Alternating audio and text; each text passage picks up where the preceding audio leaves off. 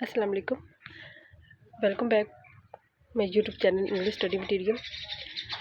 जी viewers, हमने parts of speech start किए हुए थे जिसमें हमने नाउन की काइंड्स को और प्रोनाउन की काइंड्स को रीड कर चुके हैं। आज हम देखते हैं वर्ब को।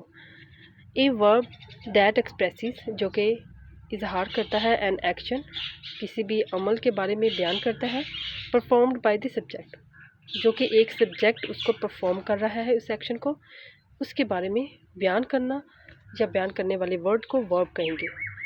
ऐसा लफ्ज़ है जो किसी ऐसे काम का इजहार करता है जो फाइल करता है। जैसे कि इधर हमारे पास एग्जांपल है, ही प्लेज हॉकी।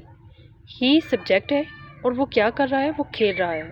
अब खेलने को जो लफ्ज़ बयान कर रहा है वो है वर्ब, यानी कि प्ले।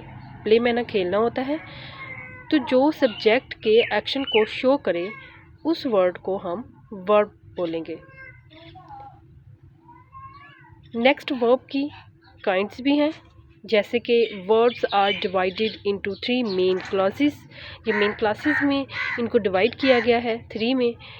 जैसे कि फर्स्ट हमारे पास है ट्रांजिटिव वर्ब, सेकंड है इंट्रांजिटिव वर्ब, और जो थर्ड है इसे हेल्पिंग वर्ब बोला जाता है। जैसे कि वर्ब है उसके साथ जो हेल्पिंग वर्ब होते हैं, बेसिकली वो किसी भी ज़माने को बयान करते हैं। जैसे कि कोई भी काम, जो एक्शन है, जो सब्जेक्ट एक्शन कर रहा है, वो पास्ट में है या फ्यूचर में है, वो उन वर्ड्स को हम हैप्पी वर्ब बोलेंगे। नेक्स्ट हम इनको डिटेल से रीड करेंगे नेक्स्ट वीडियो में।